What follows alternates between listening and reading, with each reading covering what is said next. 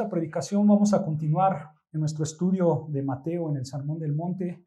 Ya hemos visto todo el capítulo 5, hemos visto parte del capítulo 6 y ahora, hermanos, nos encontramos en Mateo capítulo 6, versículo 9 al 15, conocido como el Padre Nuestro, hermanos. Pero antes de leer, hermanos, lo que vamos a estudiar el día de hoy en Mateo 6, sin duda, hermanos, todo cristiano quiere saber cómo orar, de tal manera que sus oraciones, hermanos, sean escuchadas y sean cumplidas, ¿no es cierto? Las Escrituras, hermanos, enseñan que si queremos que nuestras oraciones sean cumplidas, debemos de vivir en obediencia. Debemos de persistir en la oración. Y por supuesto, debemos de alinearnos en quién es Dios. Si recordamos, nosotros, hermanos, debemos de orar en el nombre de Dios. ¿Recuerdan que vimos eso el estudio pasado? Nosotros debemos de orar en el nombre de Dios. ¿Eso qué significa? Eso significa que debemos de recordar quién es Dios y qué hace Dios. Ahora, nuestro Señor Jesús continúa dándonos elementos específicos de cómo debemos de utilizar nuestras oraciones. Entonces, vamos a seguir viendo esos elementos específicos. Acompáñame a Mateo, capítulo 6, versículo 9 al 15. Mateo, el Evangelio de Mateo, capítulo 6, versículo 9 al 15. Vean lo que dice Mateo 6, versículo 9. Comienza diciendo el Señor Jesucristo: vosotros, pues, oraréis así: Padre nuestro que estás en los cielos, santificado sea tu nombre, venga tu reino, hágase tu voluntad como en el cielo, así también en la tierra. El pan nuestro de cada día, dánoslo hoy, y perdona nuestras deudas, como también nosotros perdonamos a nuestros deudores. Y no nos metas en tentación, mas líbranos del mal, porque tuyo es el reino y el poder y la gloria por todos los siglos. Amén. Versículo 14, porque si perdonáis a los hombres sus ofensas, os perdonará también a vosotros vuestro Padre Celestial. Mas si no perdonáis a los hombres sus ofensas, tampoco vuestro Padre os perdonará vuestras ofensas. En el estudio pasado, hermanos, vimos la exaltación a Dios. Con esa frase ahí en el versículo 9, nota, versículo 9 dice: vosotros pues oraréis así: Padre nuestro que estás en los cielos, santificado sea tu nombre. Lo repetimos, hermanos, el nombre del Señor no solamente es un título, sino su nombre refleja sus atributos y sus cualidades. ¿Quién es Él y cómo es Él? Eso refleja el nombre de Dios. Entonces, cuando oramos, santificado sea tu nombre, le estamos atribuyendo al Señor todos sus atributos, toda su santidad que le pertenece y que ha sido siempre de Él. Y por supuesto, hermanos, le estamos honrando. Santificado sea tu nombre. Tú eres soberano, tú eres perfecto, tú eres amoroso, tú eres justo. Y así todos los atributos de Dios. Recuerden, siempre que oramos, santificado sea tu nombre, estamos recordando quién es Él y qué es lo que hace Dios. Ahora, hermanos, en el versículo 10 veremos la petición de establecimiento y aquí es donde nos quedamos. En el versículo 10 veremos la petición de establecimiento.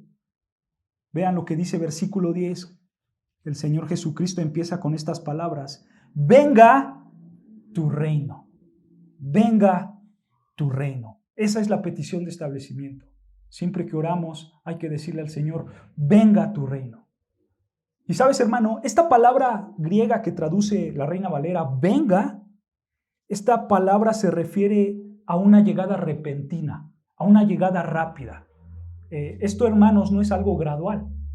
Esto de alguna manera está diciendo: Señor, venga tu reino de una manera rápida, que venga ya, no paulatinamente, sino que venga ya tu reino. El reino de Dios tiene que llegar rápidamente. Esa es la idea, hermanos, que el Señor está apuntando aquí. Pero, hermanos, tenemos que saber que el reino de Dios es un concepto clave en todo el libro de Mateo, hermanos. Y esto se refiere a la esfera donde Dios ejerce su dominio. Eso es el reino de Dios, la esfera donde Dios ejerce su dominio. Y sabes, hermano, realmente el enfoque principal de esto no es saber en qué coordenada se encuentra el reino de Dios. Ese no es el enfoque principal. El enfoque principal, hermanos, es saber que Dios ejerce su soberanía en ese reino. Ese es el enfoque principal. Por eso, hermanos, siempre se usa esta frase, el reino de Dios. Tú lo vas a ver en todas las escrituras y específicamente en Mateo, el reino de Dios. Allí donde Dios ejerce su soberanía, ejerce su control. Sin duda, hermanos, Dios es el que controla todas las cosas, ¿no es cierto? Él es soberano. Él es el Dios del universo. Lo cantamos.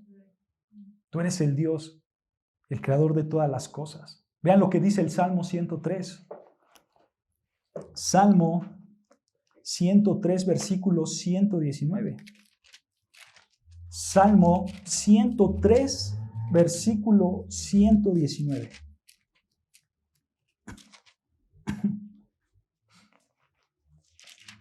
Perdón, 19. 119, no. 19. Sí, perdón. Salmo 103, versículo 19. Vean cómo Dios es soberano del universo. Salmo 103, versículo 19. Dice así, versículo 19. Jehová estableció en los cielos, ¿qué? Su trono. Y vean, y su reino domina sobre todos. ¿Se dan cuenta, hermanos? En un sentido general, su reino es el universo. Es absolutamente todo. ¿Por qué? Porque Él es soberano. ¿Ok? Él es el dueño de todo. Él está, dice las Escrituras al final, sobre todos. Pero sabes, hermano, realmente hay un sentido aquí que nos deja ver que no gobierna la tierra como lo hace con lo demás, si se dan cuenta. Dios no gobierna la tierra como lo hace con lo demás. Esto porque obviamente, hermanos, Él tiene un propósito soberano. Pero en esta petición de venga tu reino, hermanos, podemos abarcar algunos puntos, algunos aspectos de lo que se refiere venga tu reino. Por ejemplo, hermanos, con la petición de venga tu reino, podemos referirnos a que haya más conversiones. A eso nos referimos cuando decimos venga a tu reino, a que haya más conversiones. Sin duda, hermanos, el reino de Dios está en la vida del creyente. Hay un aspecto, hermanos, interno que es tangible, que se puede tocar, donde el Señor gobierna, donde el Señor es el gobernador. Eso es en la vida del creyente. Entonces, hermanos, desde la perspectiva de los inconversos, de las conversiones, cada vez que alguien se convierte, el reino de Dios viene de una manera limitada. Limitada porque obviamente no todos se convierten. Entonces, orar por el reino de Dios, hermanos, incluye orar ¿por qué? Por la salvación. Por la salvación. ¿La salvación de qué? De los que no conocen a Dios, por supuesto. En otras palabras, decir venga tu reino es orar de manera evangelística. Vean lo que dice ahí Mateo, pero ahora en el capítulo 9.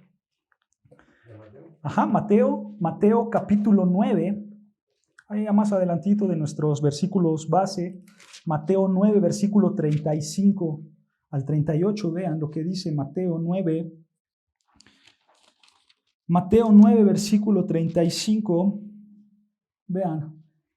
Recorría Jesús todas las ciudades y aldeas, enseñando en las sinagogas de ellos y predicando ¿qué? El evangelio del reino. ¿Se dan cuenta? Vean, seguimos leyendo. Y sanando toda enfermedad y toda dolencia en el pueblo, versículo 36.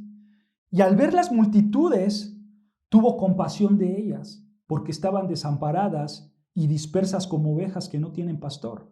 Entonces dijo a sus discípulos: a la verdad, la mies es mucha, mas los obreros pocos. Y vean, aquí viene la instrucción, versículo 38, que dice: rogad, pues, al Señor de la mies que envíe obreros a su mies. ¿Se dan cuenta, hermanos? A través de estos obreros iban a alcanzar a esas ovejas sin pastor. Pero dice el Señor, versículo 38, rogad. Ora porque el reino de Dios venga. El evangelio del reino, usa la palabra. Vean lo que dice primera de Timoteo. Palabras de Pablo a Timoteo. Primera carta de Timoteo, capítulo 2, versículo 1 al 3. Primera de Timoteo, capítulo 2, versículo 1 al 3. Dice así, Primera de Timoteo, capítulo 2, versículo 1. Exhorto ante todo a que se hagan rogativas, ¿qué? Oraciones, peticiones y acciones de gracias. ¿Por quién? Por todos los hombres. Todos los hombres. Vean versículo 2. Por los reyes y por todos los que están en eminencia, para que vivamos quieta y reposadamente en toda piedad y honestidad. Porque esto es bueno y agradable delante de Dios nuestro Salvador. ¿Se dan cuenta, hermanos? A Dios le agrada que oremos por los hombres que están sin Él. Versículo 4. El cual quiere que ¿qué? Que todos los hombres sean salvos y vengan al conocimiento de la verdad. Porque hay un solo Dios y un solo mediador entre Dios y los hombres, Jesucristo, hombre. Hermanos, el hecho de que oremos por los hombres perdidos implica que necesitan salvación, porque están condenados, están perdidos, están en una perdición total. Sin duda, hermanos, Dios anhela que todos se salven, porque es parte de su naturaleza. Él es compasivo, ¿no es cierto? Pero solo hay una manera para que se salven los hombres. Dice Pablo a Timoteo, es por medio de Jesucristo, hombre. Únicamente. Entonces, hermanos, Dios quiere que oremos por los perdidos. Hermanos, la oración no es una parte esencial del evangelismo. No es una parte esencial. No es que tú vayas y prediques el evangelio a tus familias, a tus amigos, a vecinos o a quien veas en la calle. Pero si quieres, ora antes que hagas eso. No, hermanos. La oración no es esencial para la evangelización. Escucha, la oración es necesaria para la evangelización. No es si quieres, es que debes de esforzarte. Es indispensable, hermano, orar antes de que vayas a evangelizar. ¿Por qué, hermanos? Porque Dios está en control de todo el aspecto de la evangelización. Dios está en control. Debemos ser fieles en cumplir nuestras responsabilidades, sí, de ir y predicar el evangelio. Pero también debemos de ser fieles en orar al Señor, de cultivar una vida de oración, de santidad, de responsabilidad. Y por supuesto, hermanos, debemos de tener también la responsabilidad de estudiar las Escrituras, ¿no es cierto? Para entenderlas, para comprenderlas y enseñarlas a los demás. Pero hermanos, cuando hablamos de evangelismo, Dios está en control de todo el proceso, desde el principio hasta el fin de tu evangelización. Dios está en control de todo. Vean lo que dice 2 de Tesalonicenses 3. 2 de Tesalonicenses, capítulo 3, versículo 1. Ahí atrás de Timoteos, para que no se pierdan. 2 de Tesalonicenses, capítulo 3, versículo 1. Vean lo que dice. Palabras de Pablo. Por lo demás, hermanos, orad ¿por quién? Por nosotros, para que la palabra del Señor corra y sea glorificada, así como le fue entre vosotros.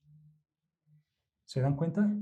Antes de ir a evangelizar, debemos de orar al Señor, que el Señor nos ponga a las personas adecuadas y así podamos presentarle la palabra de Dios.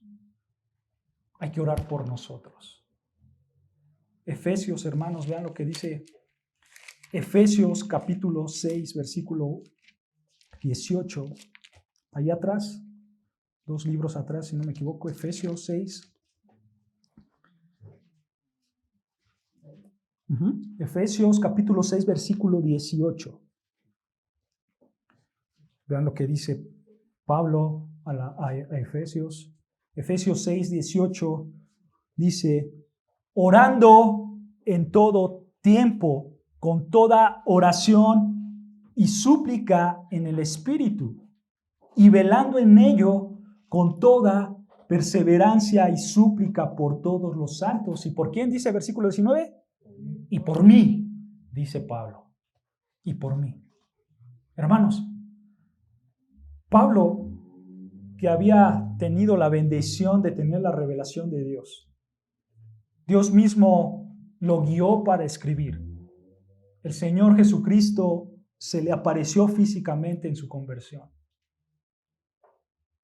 Teniendo una sabiduría grande, teniendo todas las experiencias que tenía Pablo. Escucha, Pablo reconoce su dependencia a Dios. Pablo reconoce la necesidad de que oren por él. Y en particular, nota, dice ahí versículo 19, dice, y por mí, a fin de que al abrir mi boca me sea dada palabra para dar a conocer con denuedo el misterio del Evangelio, versículo 20, por el cual soy embajador en cadenas, que con denuedo hablé de él como debo hablar. Pablo, hermanos, pide oración para que él pueda fielmente proclamar el Evangelio. Nota aquí, hermano, su dependencia a Dios. Él sabía que solo Dios puede darle la capacidad de presentar la palabra de Dios correctamente. Él sabía que solamente Dios le puede dar la valentía y la sabiduría para ir a predicar el Evangelio. Ahora, si Pablo reconocía esta necesidad, ¿cuánto más nosotros, hermanos? ¿Cuánto más nosotros? Entonces, Dios da la oportunidad, Dios da la sabiduría, Dios da la valentía. Y obviamente, hermanos, no hacemos a un lado la responsabilidad que nosotros tenemos de estudiar, de buscar las oportunidades. Pero en últimas instancias, hermanos, Dios es el que pone todas las cosas. Y sabes, ya que tú hayas presentado el Evangelio, ya que las personas escucharon el mensaje del Evangelio a través de ti, finalmente Dios puede abrir su entendimiento para que las personas se arrepientan de sus pecados y crean en el Señor Jesucristo. Vean lo que dice Hechos 16, 14.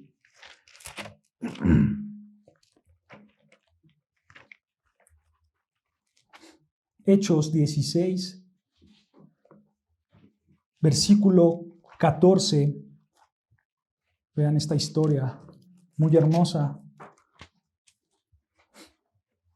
Hechos 16, 14 dice, entonces una mujer llamada Lidia, vendedora de púrpura de la ciudad de Tiatira, que adoraba a Dios, ¿estaba qué? Oyendo. Pero escucha, y el Señor abrió el corazón de ella para que estuviese atenta a lo que Pablo decía. Hermanos, esta mujer adoraba a Dios, ella creía en Dios, pero no había nacido de nuevo. Entonces, El Señor abre su corazón y vean lo que pasó, versículo 15. Y cuando fue que bautizada y su familia. El Señor abre su corazón, ella nace de nuevo y da evidencia con el bautismo. Desde ese momento ella creyó, hermanos, desde que Dios abrió su corazón. Desde ese momento esta mujer creyó verdaderamente en Dios. ¿Por las palabras de Pablo? No, porque el Señor abrió su corazón.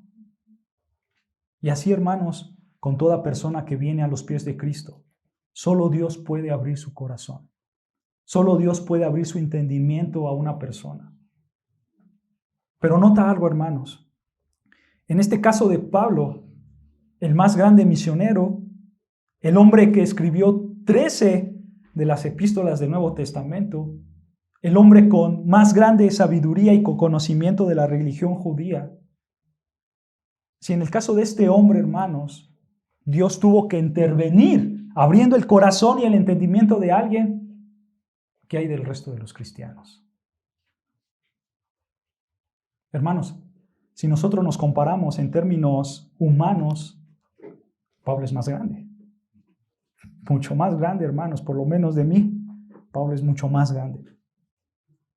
Pero el punto, hermanos, es que no importa si tú eres Pablo, no importa si tú tienes décadas en el cristianismo, no importa si tú eres un doctor en teología, no importa ningún logro humano, solo Dios abre el entendimiento para que alguien se convierta. Solo Dios, hermanos. Entonces, cuando nosotros oramos, venga tu reino, le estamos pidiendo al Señor que traiga almas a sus pies, que nos abra a nosotros las oportunidades, que nos dé sabiduría para presentar su palabra y que Él abra su corazón y que Él abra su entendimiento de quienes nos escuchan, hermanos. Eso es lo que pasa cuando nosotros decimos, venga tu reino, Señor. Trae almas a tus pies. Convierte corazones a ti, Señor. ¿Se dan cuenta? También, hermanos, cuando nosotros oramos, venga tu reino, también implica un compromiso. ¿Por qué un compromiso, hermanos? Porque una vez que una persona viene a los pies de Cristo, ya que nosotros somos ciudadanos del cielo, ya que esa persona es salva, eso involucra que nuestras vidas estén sometidas a Dios, ¿no es cierto? Que glorifiquen a Dios, que le obedezcamos. Y esa palabra, hermanos, de venga tu reino, implica que Dios fortalezca a nuestros hermanos en su vida espiritual. Vean lo que dice Colosenses capítulo 1, versículo 9. Colosenses capítulo 1.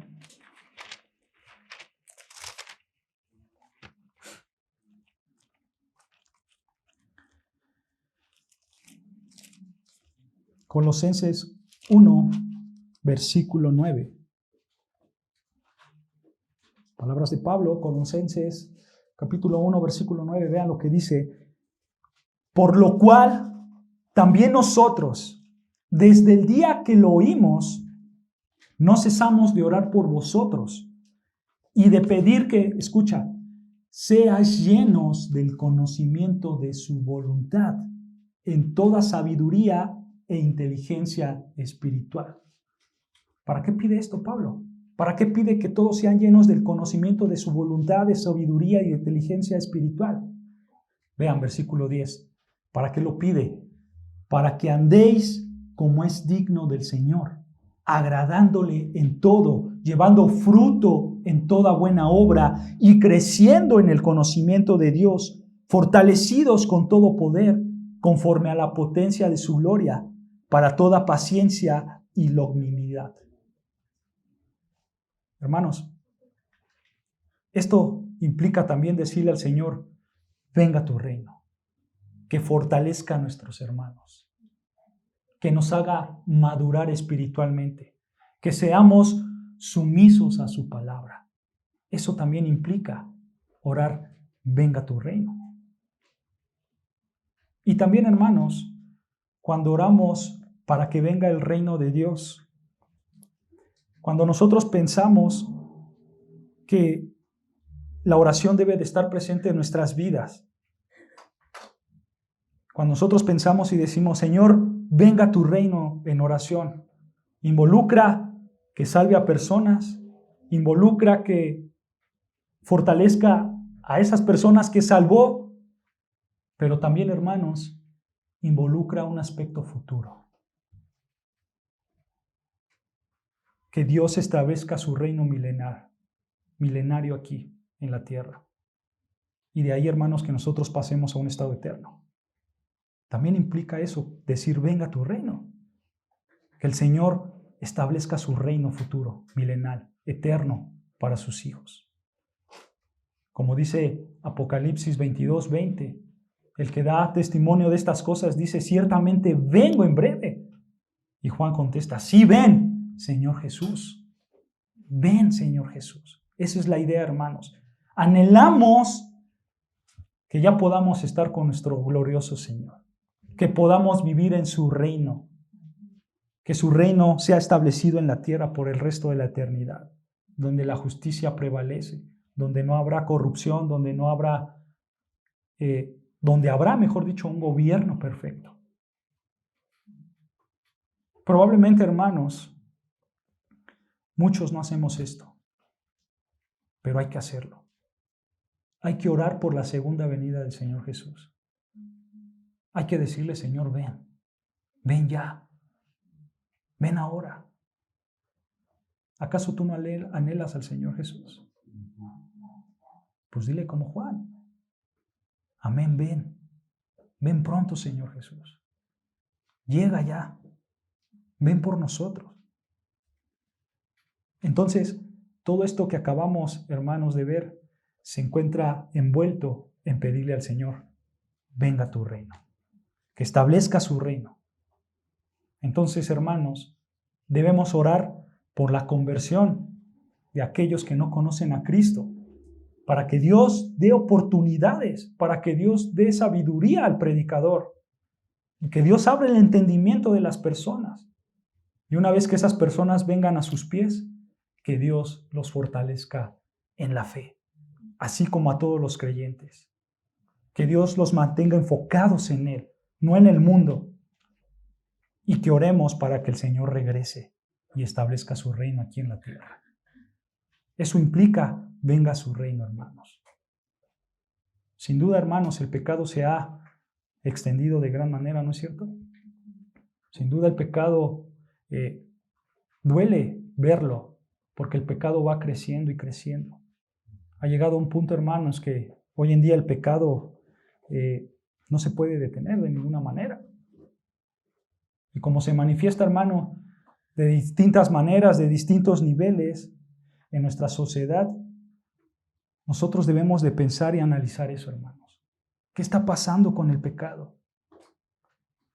Y no estoy diciendo, hermanos, que esto te debe de llevar a un tipo de depresión o amargura quizás por un gobierno que actúa mal o por personas que actúan mal.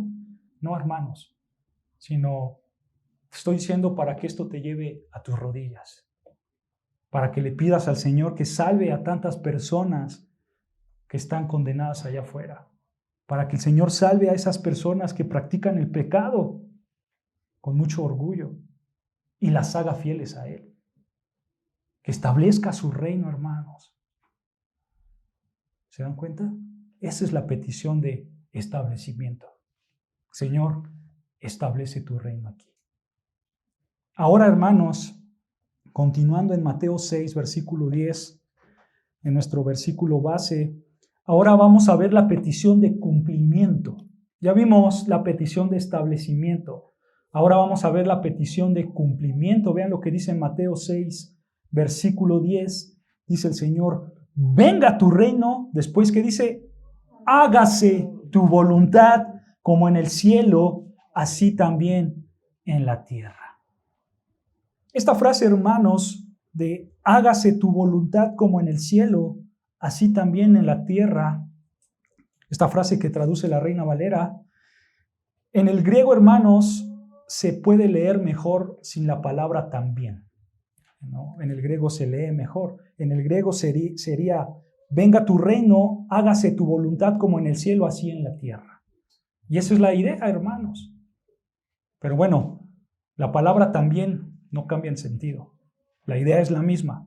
Entonces, en esta petición, hermanos, vemos que se da por sentado que la voluntad de Dios no se cumple en la tierra de la misma manera que en el cielo. Eso es lo que podemos ver. Esa es la implicación, hermanos. En otras palabras, hay una faceta de la voluntad de Dios donde no se está cumpliendo aquí en la tierra. Cuando hacemos esta petición, le pedimos a Dios que se haga su voluntad, no la nuestra. Que su voluntad, hermanos, se cumpla en la tierra de la misma manera que se está cumpliendo en los cielos. Para ser más específico, hermanos, cuando nosotros hablamos de la voluntad de Dios en las Escrituras, nosotros podemos ver dos elementos. La voluntad de decreto y la voluntad de deseo. La voluntad de decreto y la voluntad de deseo. Para que lo puedas entender mejor, hermanos, cuando nosotros hablamos de la voluntad de decreto de Dios, quiere decir que Dios decreta o Dios determina lo que se hace y se hace. Él determina lo que sea y se hace. Esa es la voluntad de decreto. En otras palabras, hermanos, si Dios quiere algo, lo decreta y entonces se hace. Por ejemplo, toda persona que Él ha decidido salvar, se va a salvar. Eso lo vemos de acuerdo a Romanos 8. Es más, acompáñame para que veas que no te estoy mintiendo, hermano. Romanos 8, capítulo 28.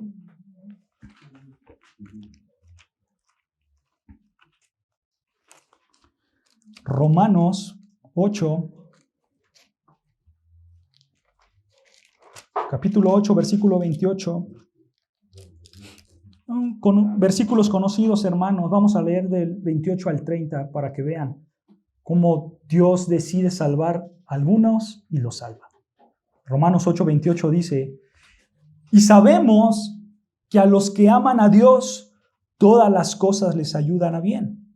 Esto es, a los que conforme a su propósito son llamados. Versículo 29. Porque a los que antes conoció, también los predestinó para que fuesen hechos conforme a la imagen de su Hijo, para que Él sea el primogénito entre muchos hermanos. Y a los que predestinó, a estos también llamó. Y a los que llamó, a estos también justificó. Y a los que justificó, a estos también glorificó. Nota ahí, hermano, que a los que Dios predestinó, a los que Él escogió para que tuvieran una relación de amor con Él, fue desde antes de la fundación del mundo. Él tomó esa decisión. Y Él, en su tiempo perfecto, permitió que las personas escucharan el Evangelio y los llamó hacia Él. Los justificó, los declaró justos. Y al final los glorificó. Obviamente, hermanos, aquí cuando Pablo escribió estas palabras, ninguno de nosotros habíamos nacido. Pero si te das cuenta, hermanos, las palabras que usa Pablo aquí, los verbos que usan están en tiempo pasado. ¿No? Predestinó ahí en el versículo 30, predestinó, llamó, justificó, glorificó. Están en tiempo pasado. ¿Por qué? ¿Por qué están en tiempo pasado? Hermanos, porque desde la perspectiva de Dios, es algo tan seguro esto, hermanos, que desde antes que naciera alguien, Dios lo escoge, Dios lo salva y Dios lo lleva a su gloria. Eso es un hecho para Dios. ¿Ok? Y eso, hermanos, es algo asombroso para nosotros, porque esto está apuntando a la voluntad de decreto de Dios. Otro ejemplo, hermanos, serían las profecías, ¿no es cierto? Todas las profecías se van a cumplir sí o sí, absolutamente todas. Algunas ya se cumplieron, otras están por cumplirse, pero todas se van a cumplir sí o sí, porque ese es el decreto de Dios. Vean lo que dice Mateo 5:18.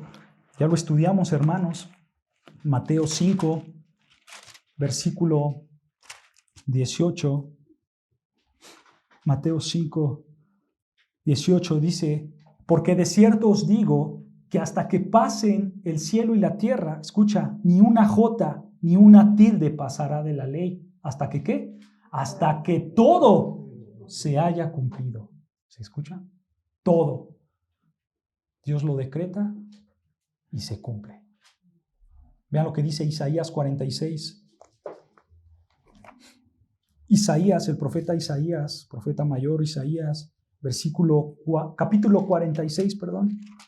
Isaías capítulo 46, versículo 9 y 10.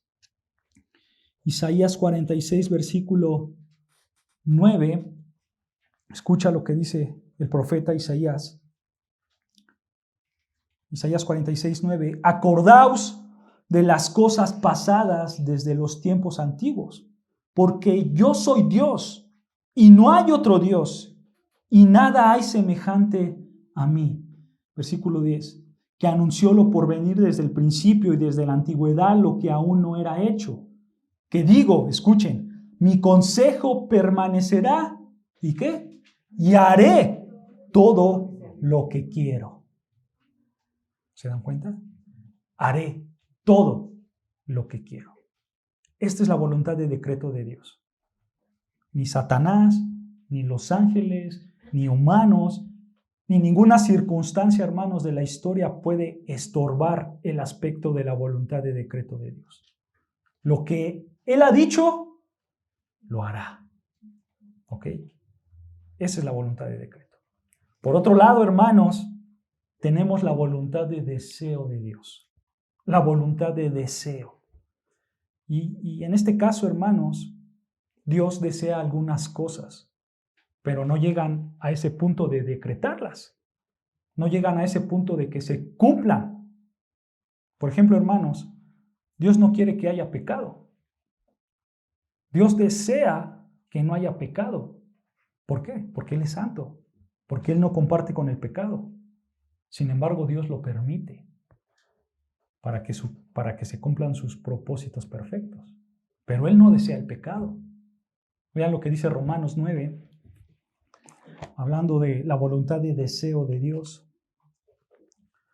Romanos capítulo 9, versículo 22 al 23.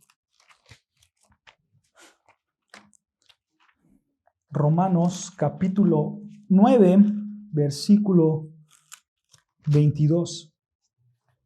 Dice así Pablo con esta pregunta, versículo 22. ¿Y qué? Si Dios, queriendo mostrar su ira y hacer notorio su poder, escucha, soportó con mucha paciencia los vasos de ira preparados para destrucción. Versículo 23. Y para hacer notorias las riquezas de su gloria, las mostró para con los vasos de misericordia que Él preparó de antemano para gloria. Hermanos, tenemos que preguntar, ¿por qué Dios permite el pecado? ¿Por qué Dios permite el pecado? En sencillas palabras, hermanos, para desplegar su gloria. Por eso Dios permite el pecado, para mostrar su gloria, para mostrar quién es Él, para mostrar sus atributos. Solo pónganse a pensar, hermanos, si no hubiera pecado en el mundo, Dios no mostraría su ira, Dios no mostraría su poder, Dios no mostraría su justicia, Dios no mostraría su santidad, Dios no mostraría su gracia, Dios no mostraría su amor, Dios no mostraría su misericordia. ¿Se dan cuenta? Gracias al pecado, Dios muestra todo eso. Gracias al pecado nosotros podemos ver todo eso. El pecado está para ver quién es Dios, hermanos. Pero otra vez, Él no quiere que haya pecado. Ese es su deseo. El deseo de Dios es que no haya pecado. Pero bueno, Él lo permite. ¿Dios pudo parar el pecado, hermanos? Sí, Dios pudo parar el pecado. Es más, si Dios hubiera querido crear un lugar donde no hubiera pecado, Él lo hubiera hecho, porque Él es Dios. Pero bueno, Él tiene un propósito soberano y permite el pecado. No lo desea, pero lo permite. Y hay algo importante, hermanos, y es donde desgraciadamente muchos cometen este error. Nosotros no hay que pensar en eso, hermanos. No hay que pensar en que las acciones de Adán y las acciones de Eva fueron inesperadas para Dios. No pienses, hermanos, que Él tenía un plan, que Dios tenía un plan para llevar a la raza humana a esa perfección, a esa santidad, y que de repente Adán y Eva pecan. Y ahora el plan A de Dios se convierte en el plan B, porque Adán y Eva se le escaparon a Dios. Como decimos, se le salió del huacal. Todo iba bien y de repente estos dos hombres desobedecen. ¿Y ahora qué hacemos?, se pregunta la Trinidad. ¿Y ahora qué hacemos? No, pues ahora vete tú y haz la del Mesías y tú sálvalos. No, hermanos, no pasó así. Dios ya tenía planeado absolutamente todo. A Él nada le toma por sorpresa. Aún, hermanos, en el área de la voluntad de deseo, todo está bajo el control de Dios.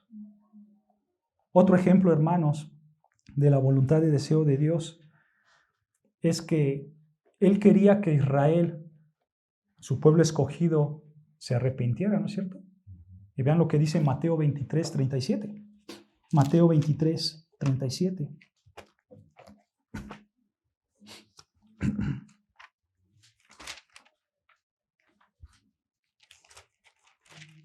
Mateo 23, versículo 37. Vean, pongan atención a estas palabras del Señor Jesucristo. Mateo 23, versículo 37 dice: Jerusalén, Jerusalén, que matas a los profetas y apedreas a los que te son enviados. Escucha, ¿cuántas veces quise? Ahí está el deseo. ¿Cuántas veces quise juntar a tus hijos como la gallina junta a sus polluelos debajo de las alas y no quisiste? ¿Se dan cuenta? ¿Cuál era el deseo del Señor? El deseo del Señor era que el pueblo de Israel viera al Mesías, que lo recibieran con agrado, que se arrepintieran, que tuvieran una fe. Sin embargo, no fue así. Ese fue el deseo de Dios. Al contrario, lo vieron, lo agarraron y lo crucificaron. Pero esto no le fue tomado por sorpresa a Dios, hermanos. De que agarraran a Jesús y lo crucificaran y lo mataron, no tomó por sorpresa a Dios. Vean lo que dice Hechos 2. Hechos, después de los evangelios, Hechos, capítulo 2, versículo 22 al 23. Hechos, capítulo 2, versículo 22. Vean, pongan atención. Hechos, capítulo 2, versículo 22. Dice así: varones israelitas, oíd estas palabras. Jesús Nazareno, varón aprobado por Dios entre vosotros con las maravillas, prodigios y señales que Dios hizo entre vosotros por medio de él, como vosotros mismos sabéis. Escucha, versículo 23. A este, escucha, entregado por el determinado consejo y anticipado, ¿qué? Conocimiento de Dios. Prendisteis y matasteis por manos de inicuos, crucificándole. ¿Se dan cuenta? Esto pasó y fue por el determinado consejo y anticipado conocimiento de Dios.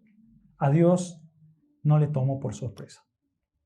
Entonces, hermanos, desde el punto de vista de la voluntad de deseo de Dios, Él quiere que Israel se arrepienta, ¿no?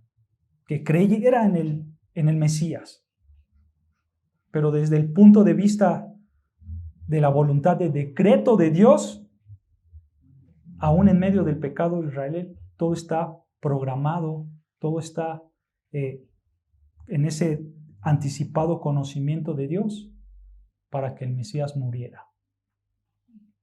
Y desde esa manera, hermanos, se cumplieran todas las profecías y todo lo que apuntaba el Antiguo Testamento. ¿Recuerdan? Él vino a cumplir la ley y los profetas. Todo estaba determinado por Dios. Entonces, cuando oramos, hágase tu voluntad, estamos orando para que la voluntad de deseo de Dios se cumpla. Eso hacemos, hermanos, para que esa voluntad de deseo se cumpla. Otra vez ese versículo de Mateo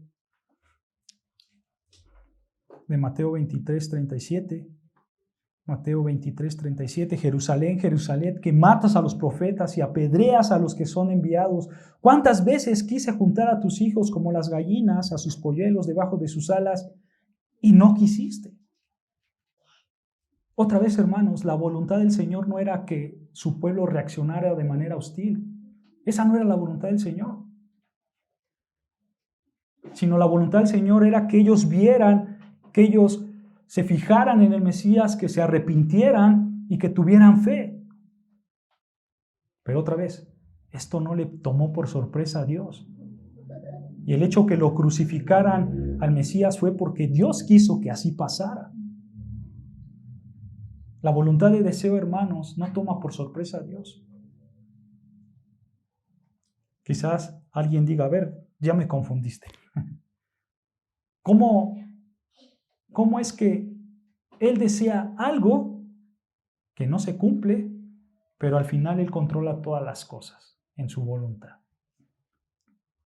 ¿Cómo que Él desea y sabe Él que no se va a cumplir, pero al final Él lo controla? ¿Cómo así? Hermanos, tú no tienes que entender esto. No tienes por qué y ni podrás entenderlo.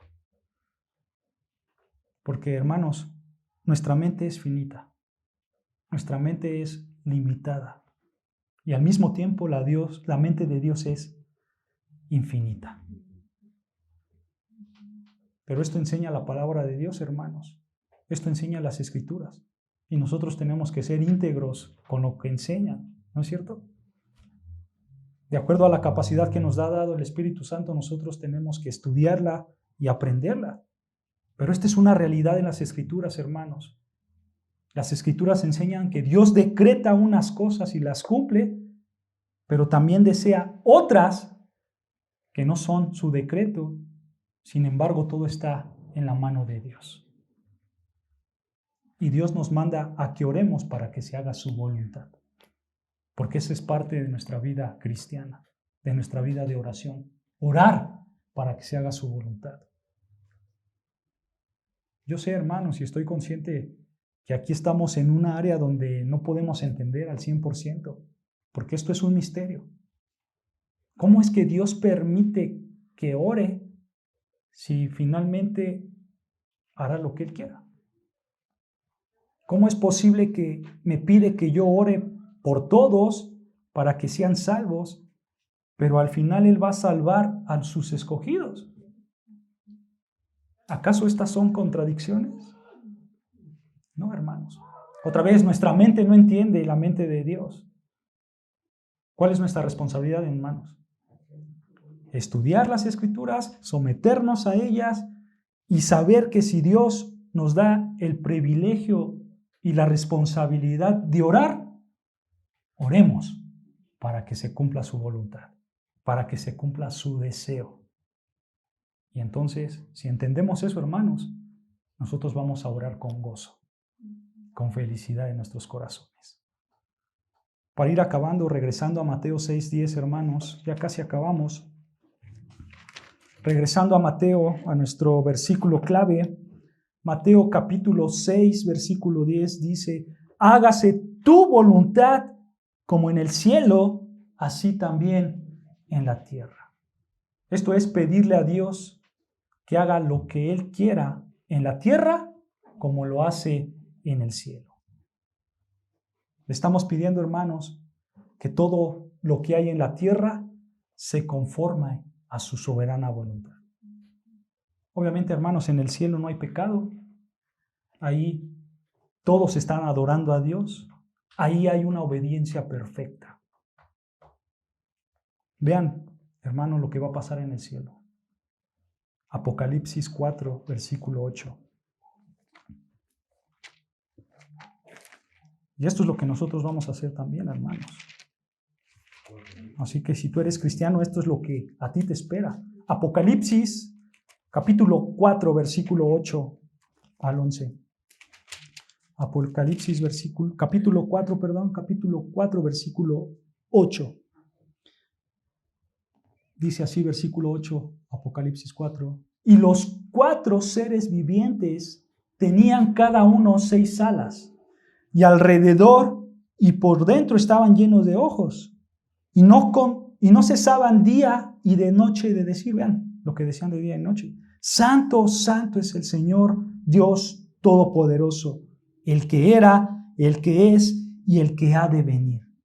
Y siempre que aquellos seres vivientes dan gloria y honra y acción de gracias al que está sentado en el trono, al que vive por los siglos de los siglos. Versículo 10, vean, los 24 ancianos se postran delante de él que está sentado en el trono.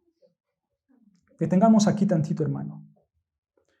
Aquí quiero que notes cómo todo mundo se está postrando ante Dios. Aquí no hay nadie que diga, híjoles, ya me cansé, ya me quiero ir a mi casa a ver la tele. Es que estoy escuchando ahí a Dios y pues como que no. No, hermanos. Eso no está pasando en el cielo. Aquí hay una sumisión total. Aquí hay una adoración total al Dios del universo.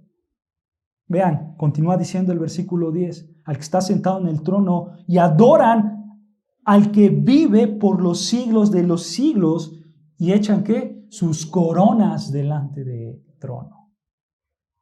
Escucha, ellos no se quedan sus coronas. Ellos nos dicen, yo me las gané con mi esfuerzo. ¿Cómo que las voy a tirar ahí? Si son mías. No, hermanos, aquí no hay egoísmo. Aquí hay un servicio total a Dios. Estos 24 ancianos, hermanos, que dice ahí el versículo 10, estos 24 ancianos, si se dan cuenta, no se están peleando. Vete para allá, yo quiero estar más cerca del trono de Dios. No, hermanos, no hay egoísmo.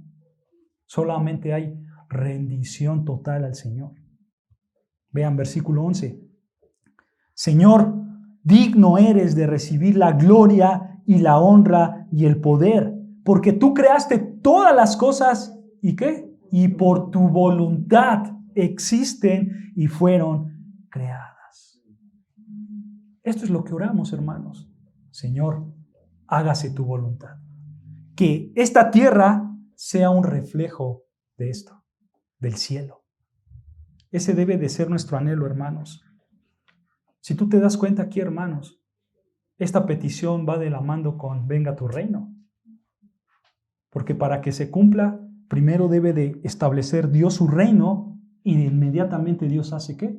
Su voluntad. Entonces, hermanos, el hecho de pedirle a Dios que se haga su voluntad es rogarle que todo se conforme a su voluntad soberana. Y todo es todo, hermanos. Porque también esto implica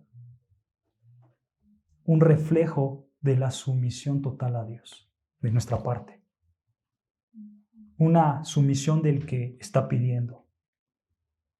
¿Recuerdan? Esa es la petición del Señor Jesús cuando Él estaba orando en el monte antes de ir a la cruz. Él oraba eso, hermanos. Vean lo que dice Mateo 26, 39. Mateo 26.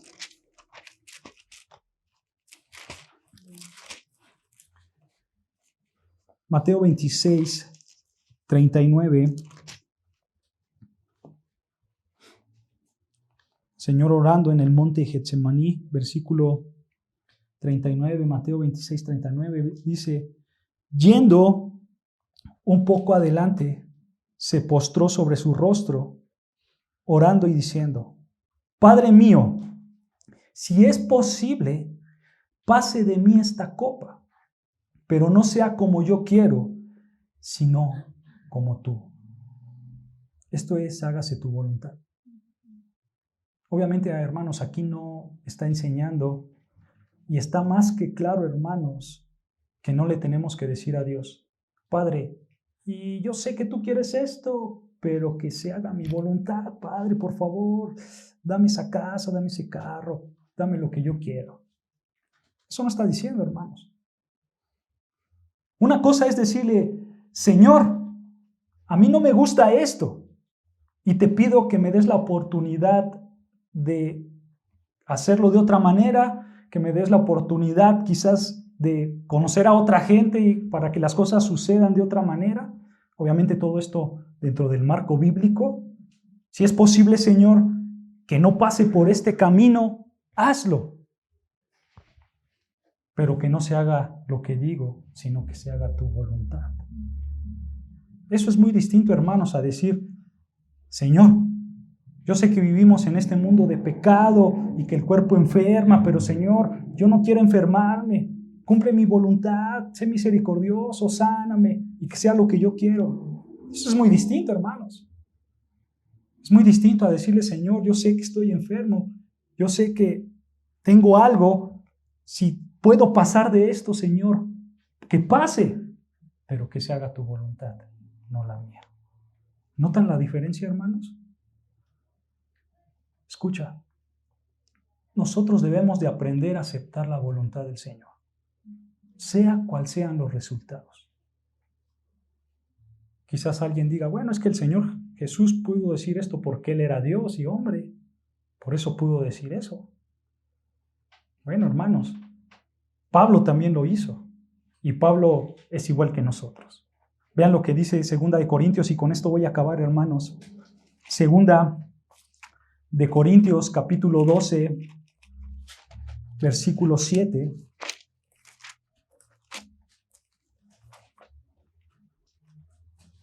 Segunda de Corintios, capítulo 12, versículo 7. Vean lo que dice Pablo. Segunda de Corintios 12, versículo 7. Y para que la grandeza de las revelaciones no me exaltase demasiadamente, me fue dado un aguijón en mi carne, un mensajero de Satanás que me abofeté, para que no me enaltezca sobre de manera. Versículo 8. Respecto a lo cual, ¿cuántas veces? 3 veces he rogado al Señor que lo quite de mí, y me ha dicho: bástate mi gracia, porque mi poder se perfecciona en la debilidad. Nota, hermano, que Jesús y Pablo le pidieron lo mismo a Dios: Señor, quítanos esto que estamos atravesando. Quítalo, Señor. Sin embargo, en ambas ocasiones el Señor no concede esta petición de ninguno de los dos. Aunque le pidieron varias veces, el Señor también oró 3 veces. El Señor no concede su deseo, pero el Señor sí concedió la gracia para que ellos enfrentaran esta situación. Y en ambos casos, hermanos, tanto como la del Señor Jesucristo como la de Pablo, encontramos una actitud de: hágase tu voluntad. Esa es la actitud de sumisión, hermanos, que nosotros tenemos que aprender cuando oramos: Señor, hágase tu voluntad. Ahí en el versículo 9, vean, le dijo el Señor a Pablo: bástate mi gracia, porque mi poder se perfecciona en la debilidad. En otras palabras, Pablo, no te voy a quitar ese aguijón. Continúa diciendo: por tanto, de buena gana me gloriaré más en mí, en mis bienes y en mis debilidades. De buena gana, dice Pablo. Aquí hay una sumisión, hermanos. Hay un contentamiento con lo que Dios ha decidido. Y esta es la actitud que nosotros tenemos que reflejar cuando oramos: hágase tu voluntad. No es lo que uno quiera, siempre es que aceptar lo que Dios ha determinado. Porque sabemos, hermanos, que lo que hará Dios para nosotros es lo mejor. Y en eso debemos de confiar. Oremos, hermanos.